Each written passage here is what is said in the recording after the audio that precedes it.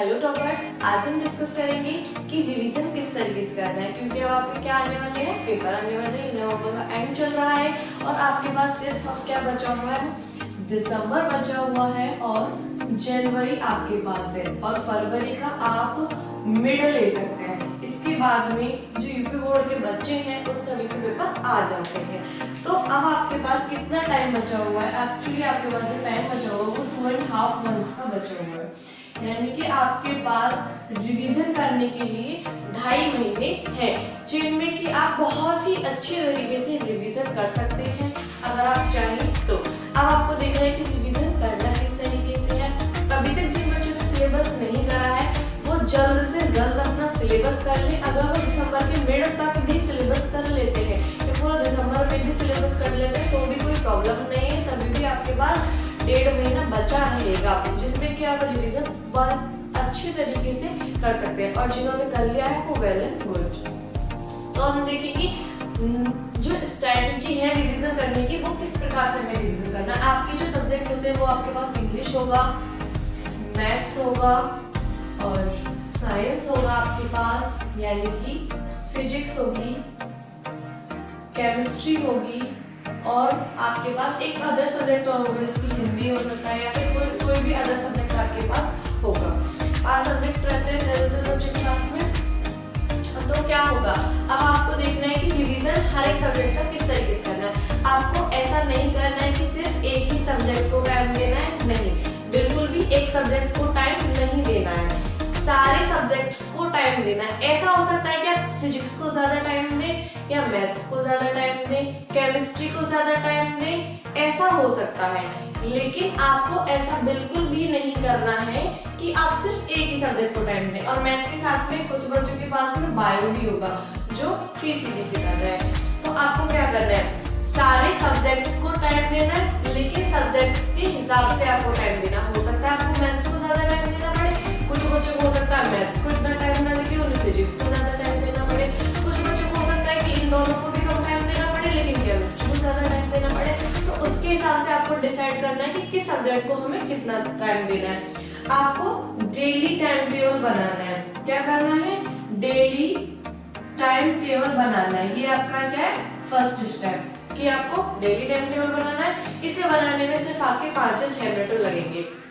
सुबह को उठना है, सुबह को उठ के फर्स्ट काम होता है आपका, सबसे पहले आपको एनर्जी आनी चाहिए। अगर आप पूरे दिन एक्टिव रहेंगे तभी अच्छे से आप पूरे दिन को एंजॉय कर पाएंगे। अगर एक्टिव नहीं रहेंगे तो बिल्कुल भी एंजॉय नहीं कर पाएंगे पूरा दिन। सबसे पहले आपको उठना है, गर्म पानी पीना है। गर्म पानी पीने से क्या होगा, आपकी जो एनर्जी है वो बनी रहेगी। उसके बाद क्या करना है, आपको एक्सरसाइज करनी है। अगर आप एक्सरसाइज नहीं करना चाहते हैं तो आपको क्या करनी है, योगा करनी है। योगा बहुत ही अच्छा होता है, वो आपको जरूर करना चाहिए। 15 से 20 मिनट आप कर लीजिए। उसके बाद में आपको क्या करना है, 5 से 6 मिनट के बीच में time table day to day time table आपको फिक्स करना है और टाइम टेबल बनाना है कि आज हम ये वाला सब्जेक्ट पढ़ेंगे। ऐसे नहीं बनाना टाइम टेबल कि इतने बजे से इतने बजे, इतने बजे से इतने बजे, नहीं। टाइम टेबल किस तरीके से बनाना है कि हिंदी का आज हमें ये वाली चीज कवर कर लेनी है, इंग्लिश में आज ये वाली चीज कर लेनी है, मैथ में या बायो में ये वाली चीज कर लेनी है, फिजिक्स में ये वाली चीज कर लेनी है, केमिस्ट्री में ये वाली चीज कर लेनी है। ऐसे करके आपको टाइम टेबल बनाना है और फिर एक टिक लिस्ट बनाएंगे कि हिंदी का कवर हो गया, ठीक है, इंग्लिश का हो गया, मैथ्स का हो गया, बायो का हो गया, फिजिक्स का हो गया, केमिस्ट्री का हो गया। ऐसे करके आप उन्हें टिक भी करेंगे जिससे आपको बहुत ज्यादा कॉन्फिडेंस आएगा।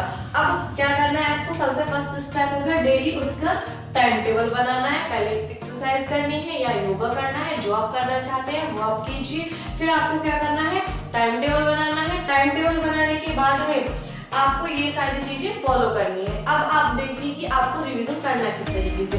अब बात आती है इंग्लिश की। तो इंग्लिश में क्या होता है, अगर आपने चैप्टर को अच्छी तरीके से पढ़ रखा है तो आपको इसमें टेंशन लेने की कोई भी बात नहीं है, क्योंकि आपको क्या करना है, सिर्फ क्वेश्चन का आंसर लिखना। अगर आप उसे अपने तरीके में लिख के आते हैं तो एग्जामिनर आपको नंबर देगा।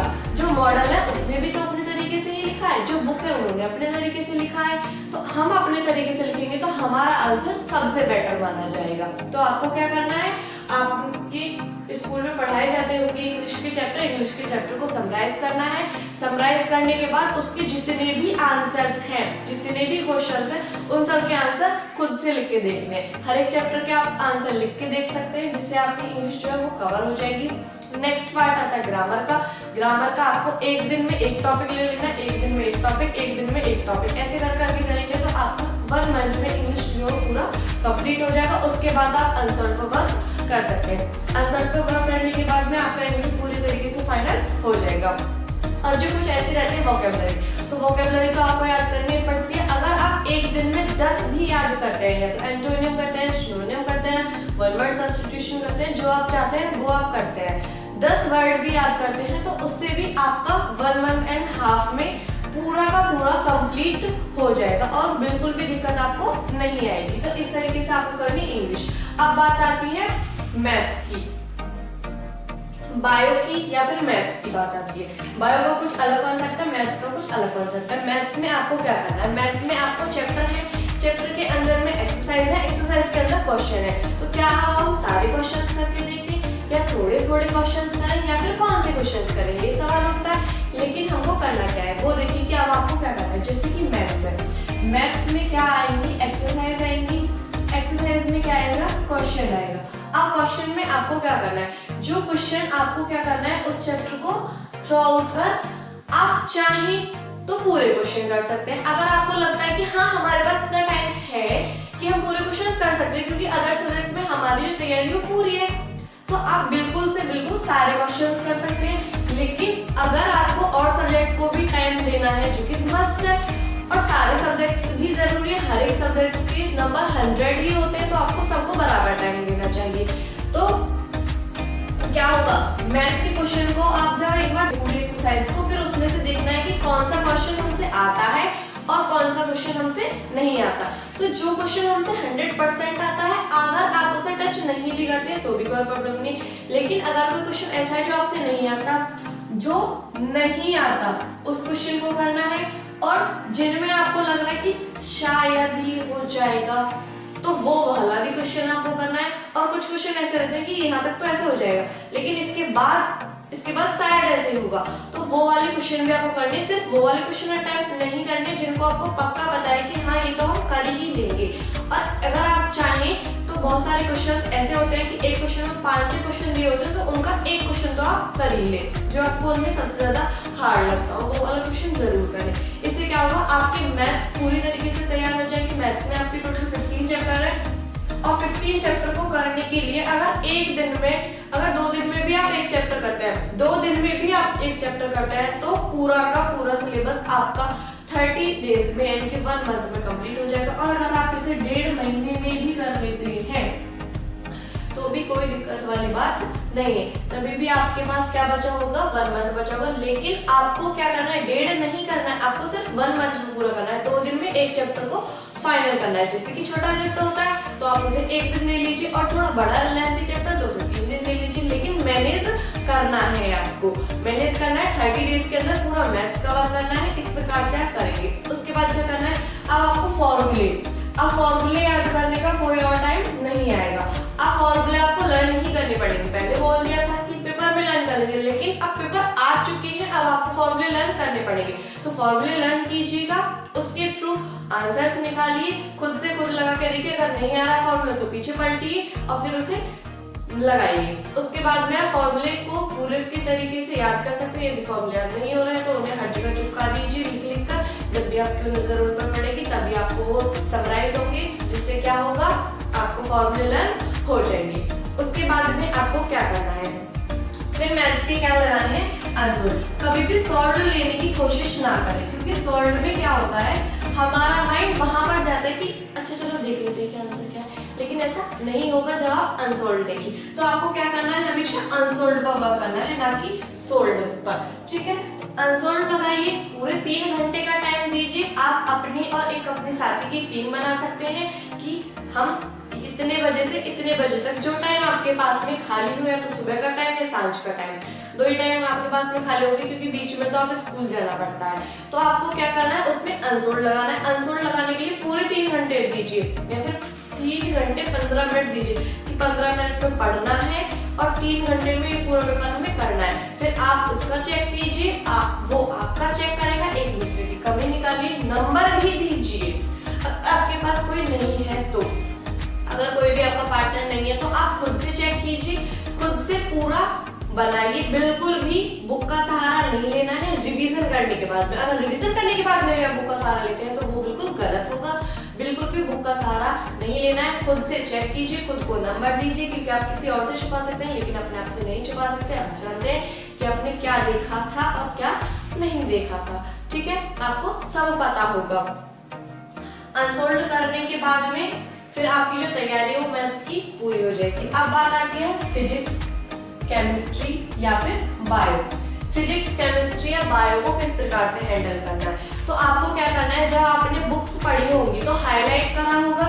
जब हम बुक्स पढ़ते हैं, जैसे कि इतना पैराग्राफ है, ये पूरा पैराग्राफ है, हमें लगा कि इसमें ये वाली चीज इंपॉर्टेंट है, ये वाली चीज इंपॉर्टेंट है, तो हम क्या कर लेते हैं, उसे हाईलाइट कर लेते हैं। अगर हाईलाइट नहीं किया है तो क्या करें, अभी बताएंगे। लेकिन ज्यादातर बच्चे क्या होते हैं, जो इंपॉर्टेंट होता है उसे हाईलाइट कर लेते हैं। तो पूरा चैप्टर आपको नहीं पढ़ना है, सिर्फ हाईलाइटिंग पॉइंट्स आपको पढ़ने हैं। हाईलाइटिंग पॉइंट्स पढ़ने के बाद में आपको पता लग जाएगा कि जो इंपॉर्टेंट था, जो क्रीम था, सिर्फ आपने वो पढ़ा, बाकी जो था वो तो आप पहले पढ़ चुके हैं। लेकिन जो क्रीम थी, जो जरूरी था, इंपॉर्टेंट था, वो आपने फिर से पढ़ लिया। उसको एक बार पढ़िए, फिर से पढ़िए, 2 बार पढ़िए, फिर उसके बाद में जो बैक साइड में क्वेश्चन आंसर दिए रहते हैं उनको लिख लिख के तैयार कीजिए, ताकि आपका जो प्रेजेंटेशन है उस पर अभी से फोकस हो पाए। वरना तो प्रेजेंटेशन के लिए आप एक दिन पहले बिल्कुल भी तैयारी नहीं कर पाएंगे पेपर में। ये बात आपको ध्यान रखनी है। एक आप लिख के तैयार कीजिए, जिससे आपकी प्रेजेंटेशन बहुत अच्छी रहेगी। आपको ये वाली चीज तो पता ही होगी कि जैसे कि ये हमारा पेज है, तो पेज में क्या करते हैं, थोड़ा सा यहाँ से शुरू करते हैं और फिर ऐसे लिखते हैं, जिससे प्रेजेंटेशन अच्छी होती है। और कोशिश करते हैं कि एंड में कहीं बीच में खत्म हो जाए हमारा जो पैराग्राफ। फिर उसके बाद नया पैराग्राफ फिर से ऐसे शुरू करना है और फिर ऐसे खत्म कर लेना है। आपको प्रेजेंटेशन में इस प्रकार से फोकस करना है। अगर आप सारे नहीं लिखना चाहते हैं तो कुछ लिख लीजिए, अगर आपको लग रहा है टाइम वेस्ट हो रहा है लिखने में। अगर आपको ऐसा लगता है तो वैसे तो कोशिश कीजिए कि लिख ही लें, लेकिन सारे नहीं लिखना चाहते हैं तो कुछ तो जरूर ही लिखने हैं, जिससे कि आपकी प्रेजेंटेशन बहुत अच्छी हो सके। तो आपको क्या करना है, हाईलाइट्स पॉइंट को पढ़ना है, सिर्फ हाईलाइट पॉइंट को पढ़ना है। उसके बाद में क्वेश्चन आंसर पर फोकस करना है। अब हाईलाइट्स पॉइंट ही नहीं बनाए, आप क्या करें, तो नोट्स तो बनाए होंगे। नोट्स हर बच्चे बनाते हैं, तो सिर्फ नोट्स पढ़िए। अगर आपने हाईलाइट भी किया है, अब नोट्स भी करे हैं, तो दोनों चीजों को पढ़िए। तो इससे क्या होगा, आपको डबल बेनिफिट होगा। अगर आपने नोट्स बनाए तो नोट्स पढ़िए, हाईलाइट बनाए तो हाईलाइट कीजिए, हाईलाइटों को पढ़िए और फिर एंड में क्वेश्चन आंसर को सारे को सॉल्व कीजिए। और जो आपकी ऑर्गेनिक केमिस्ट्री होती है, ऑर्गेनिक केमिस्ट्री में आपको ज्यादा से ज्यादा कन्वर्जन पर फोकस करना है। कन्वर्जन पेपर में बहुत ज्यादा पूछे जाते हैं, रिएक्शंस बहुत ज्यादा पूछे जाते हैं, और ये चीज तो आपके लिख के करके देखने की। इन्हें बिल्कुल मत सोचना कि इन्हें हम बिना लिखे कर लेंगे, इन्हें लिख कर ही करना, क्योंकि केमिस्ट्री का तो आपको पता है कि आज पढ़ी और कल गायब होने वाली है। उसको आप जब तक लिख के नहीं करेंगे तब तक वो आपके दिमाग में नहीं बैठेगी बिल्कुल भी, इसीलिए तो उसको तो लिख के ही करना है। अगर आपका 1 मंथ में होता है, तो जब भी आपके पास में 1.5 महीना यानी कि 1.5 मंथ बचता है अनसोल्ड के लिए, अनसोल्ड के लिए 1.5 मंथ बचता है, जिसमें कि आप 1 मंथ में अगर अनसोल्ड लगा लेते हैं तो आधे जो हाफ मंथ बचेगा, आप उसमें एक बार फिर से रिवीजन करते हैं। क्विक रिवीजन कर सकते हैं। क्विक रिवीजन तो बहुत इजी होता है। मैथ्स के फॉर्मूले समराइज कर लिए, इनके हाईलाइट पॉइंट समराइज कर लिए, जो कुछ मोस्ट इंपॉर्टेंट क्वेश्चंस हैं जो हमसे बिल्कुल ही नहीं होते वो कर लिए, या फिर जो बार बार पेपर में आ रहा है वो कर लिए। अनसोल्ड से आपको पता लग जाएगा और आपकी जो तैयारी है वो इतनी अच्छी हो जाएगी, बहुत ही ज्यादा बेस्ट हो जाएगी अगर आप इस तरीके से रिवीजन करते हैं। अगर आपको वीडियो अच्छी लगी तो वीडियो को लाइक करें, कमेंट करें और शेयर करें। और आपको जिस नए टॉपिक पे वीडियो चाहिए तो प्लीज कमेंट करके बताएं। यदि मैथ्स की कोई एक्सरसाइज जो आपसे नहीं हो रही है तो प्लीज कमेंट करें, और यदि केमिस्ट्री का आपसे कोई चैप्टर नहीं हो रहा है तो प्लीज कमेंट करें। ये हमारा नया चैनल है, प्लीज सपोर्ट करें। Thank you so much.